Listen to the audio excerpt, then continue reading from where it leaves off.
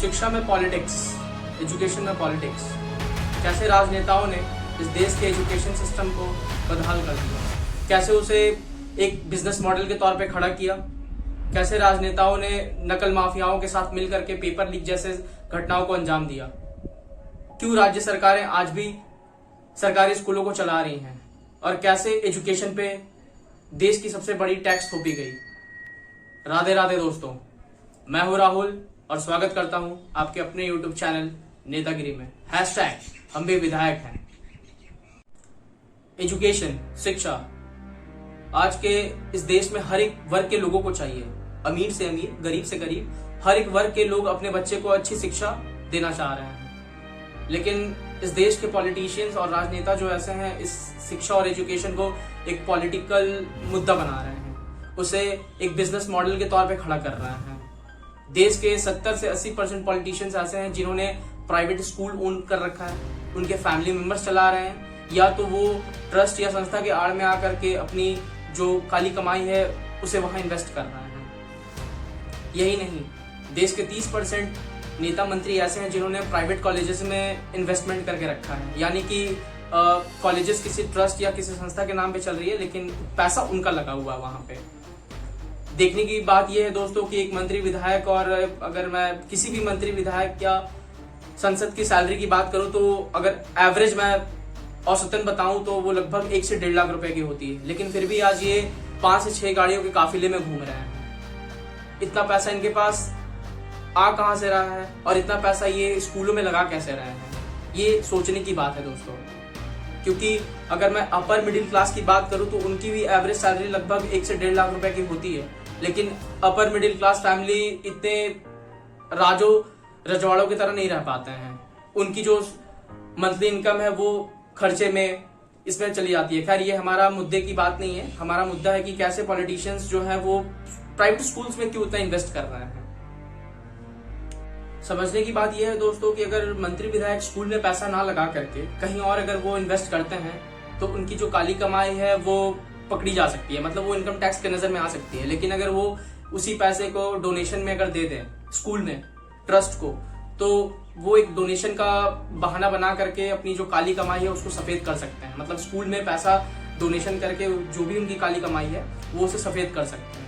दूसरी बात यह है दोस्तों कि अगर वो कहीं पे भी स्कूल कॉलेजेस खोलते हैं, मतलब अगर मैं शहरी क्षेत्र की बात करूं या गांव की बात करूं या Tier 2, Tier 3 सिटी, कहीं पे भी अगर वो अपना एजुकेशन हब बनाना चाहते हैं जहां पे वो अपना प्राइवेट कॉलेज स्कूल कुछ भी खोल रहे हैं, तो उनसे उन्हें बहुत फायदा होता है। सबसे पहला फायदा ये है कि उनका वोट बैंक वहां पे बढ़ता है। दूसरा कि उनके पास पावर आता है, लोगों का पावर, कि हाँ वो दिखा सकते हैं कि हमने यहाँ की शिक्षा नीति के लिए बहुत कुछ किया है। दूसरा फायदा यह है कि उनकी जो भी इनकम है वो वहाँ पे डबल हो जाती है, क्योंकि उस क्षेत्र के जो भी बच्चे हैं वो सरकारी स्कूल में ना जा करके प्राइवेट स्कूल में जाना पसंद करते हैं, और ऐसे वहाँ के लोगों को लगता है कि एक बेहतर शिक्षा हमें मिलेगी। लेकिन बच्चों को शिक्षा तो मिल रही है, लेकिन ये भी देखें कि वहाँ की जो सरकारी स्कूल है वो मंत्री विधायक वो ठीक ना करा करके अपना स्कूल वहाँ पे सौंपते हैं, ताकि वहाँ के जो बच्चे हैं उनको अपना स्कूल में उनको एडमिशन मिल सके। अब एक और चीज ये भी है दोस्तों कि आप देखते होंगे कि ये इसलिए हो रहा है ज्यादा क्योंकि हमारी सरकारी शिक्षा व्यवस्था जो है वो सही नहीं है। हमारी जो सरकारें जो स्कूल चला रही हैं, जो गवर्नमेंट स्कूल्स हैं, उनकी जर्जर हालत के बारे में आपको तो पता है। स्ट्रक्चर्स तो, बिल्डिंग्स तो हैं, लेकिन एजुकेशन नहीं है। लेकिन फिर भी क्यों आज भी हमारे देश में राज्य सरकारें इन स्कूलों को चलाने पे मजबूर हैं? क्या कारण है कि राज्य सरकारें इन स्कूलों को चला रही हैं? क्यों आज भी बेटियों को साइकिल दिया जाता है, पैसा दिया जाता है, मिड डे मील दिया जाता है, स्कूल ड्रेस बांटे जाते हैं? मतलब राज्य सरकार को इससे क्या फायदा है कि वो स्कूलें चला रही है? क्योंकि एक तरफ आप देखें कि जो भी मंत्री हैं, नेता हैं, विधायक, वो अपना प्राइवेट स्कूल खोल रही है, लेकिन जो स्टेट गवर्नमेंट है, किसी भी स्टेट्स में आप चले जाएं तो वो ये स्कूलें चला क्यों रही हैं? तो इसका सबसे मुख्य कारण है दोस्तों कि ये अधिकार हमारे संविधान ने हमें दिया है। हमारे संविधान में ये प्रावधान लाया गया था कि राइट टू एजुकेशन सबको मिले। अब हुआ ये कि 9वीं पंचवर्षीय योजना के तहत 86th कॉन्स्टिट्यूशनल अमेंडमेंट 2001 में ये कहा गया कि आर्टिकल 21A के अंदर राइट टू एजुकेशन लाया जाए, और जब इसे लागू किया गया तो कहा गया कि 6 से 14 साल के बच्चों को फ्री और कंपलसरी एजुकेशन मिलना चाहिए। इसलिए राज्य सरकारों की ये मजबूरी बन गई कि वो कानून के नज़र में अपने आप को सही साबित करने के लिए इन्होंने ये छोटे मोटे चीज़ करना शुरू किया, जैसे कि मिड डे मील लाया ताकि बच्चे प्रोत्साहित होकर के स्कूल जाएं, एजुकेशन को बढ़ावा मिले, ड्रेसेस देना शुरू हुआ, साइकिल दिया गया।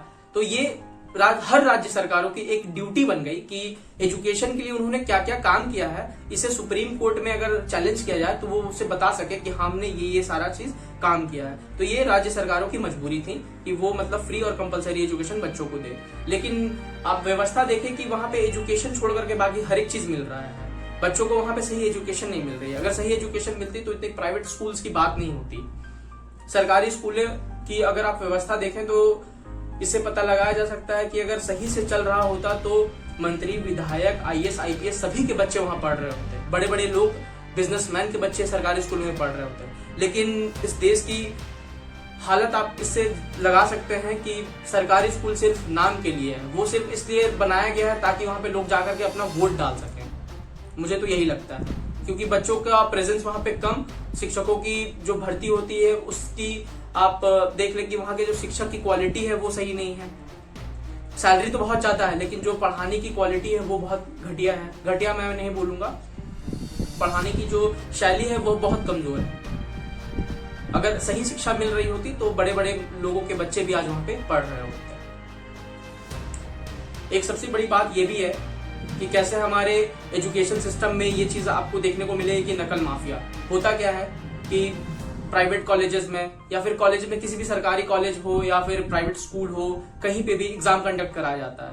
ये नकल माफिया सरकार की मिली भगत से क्या करते हैं कि उस जगह का क्वेश्चन पेपर लीक करा देते हैं। ये आए दिन आपने देखा होगा, जैसे अभी यूपी कांस्टेबल का एग्जाम हुआ, झारखंड का JSC एग्जाम हुआ, तो वो जिस एजेंसी को भी ये चीज दिया जाता है तो वो चंद पैसों के लिए क्या करती हैं कि अपना ईमान बेच करके और वो सारा क्वेश्चन पेपर जो है एजेंसीज वो लीक करा देती हैं, उन्हें कुछ पैसा मिल जाता है। तो ये होता, वो उन्हें डर क्यों नहीं है? क्योंकि आप देखते होंगे कि ज्यादातर एग्जाम जो है प्राइवेट स्कूल्स में होता है, सरकारी स्कूल में आप देखते होंगे कि एग्जाम कम कंडक्ट कराया जाता है। तो जो प्राइवेट स्कूल्स के जो ओनर होंगे या फिर वहाँ की जो मैनेजमेंट होगी वो चंद पैसों के लिए वो एजेंसी से मिल करके सारा पेपर का खेल करती है। अगर सरकारी जहाँ प्रिंट से जहाँ पे क्वेश्चन पेपर बनते हैं वहां पे भी ये धांधली होती है।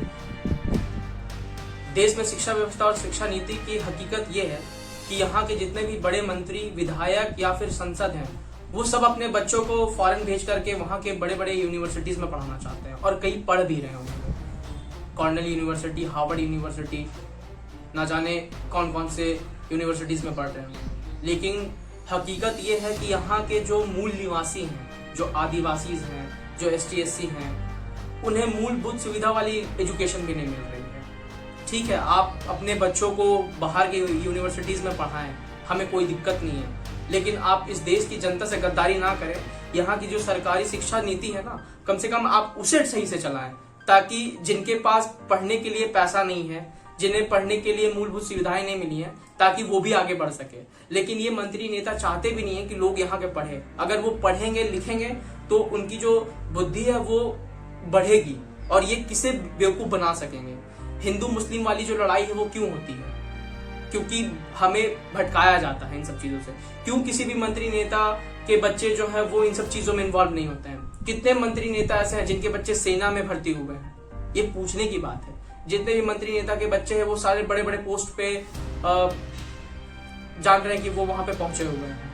किसी भी संस्था में आप चले जाएं, बड़े बड़े पोस्ट को वो लिए रखे हैं। ठीक है, आपकी पहुंच है, आपके बच्चे उस कैपेबल हैं तो आपने उन्हें पहुंचाया। लेकिन जो मिडिल क्लास और जो नीचे तबके के लोग हैं उनके भी बच्चे पहुंचने चाहिए। इसके लिए क्या सही शिक्षा नीति नहीं होनी चाहिए? शिक्षा नीति ये है कि इस देश की हालत ये है कि यहाँ पे शिक्षा नीति के नाम पे सबसे ज्यादा टैक्स लिया जाता है एजुकेशन पे। जितने भी प्राइवेट संस्थान हैं जहाँ पे तैयारी कराए जाते हैं एग्जाम्स की, अगर मैं बोलूँ UPSC, banking, SSC, NEET, medical और ना जाने किन किन चीजों की जब भी तैयारी कराई जाती है तो उस पर सबसे ज्यादा टैक्स 18% लगता है। 18% का हमें GST देना होता है उसको। तो बच्चे पढ़ेंगे क्या? बच्चे तैयारी कहाँ से करेंगे जब इतनी ज्यादा? सपोज करें कि अगर 100 रुपये उस चीज का दाम है तो हमें सरकार को 118 रुपया देना होता है। तो इतनी ज्यादा टैक्स क्यों लगाई गई है? क्योंकि इससे एजुकेशन को एक बिजनेस बनाया गया, मैं पहले भी बता चुका हूं। मूलभूत सी बताएं, जो एजुकेशन की होती है, पेन पेंसिल, उसके 12% का जीएसटी है। कॉपी, नोटबुक, किताबें जितनी है उस पर 18% की जीएसटी लगाई है सरकार ने। क्यों?